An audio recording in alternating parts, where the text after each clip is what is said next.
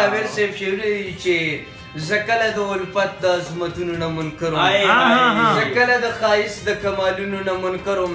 زما په برخه کله لیوني غمونه نه وو، زما په لمن کله د تهمت داغونه نه وو، زه کله باغي نه وم خود سره مین نه وم، زه کله زما ګرانه د زړه سره مین نه وم، زه اوس هم د سپرلي د ښکالو نغمه کومه، زه اوس هم زندګي د محبت په تار تړمه،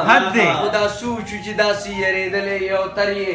ما هم یرول غواړې لیونې زورورې، زه څوکم ستا ومنم د ژوند نه لاس په سر شم، د مینې نه توبه وکړم د مینې نه منکر شم،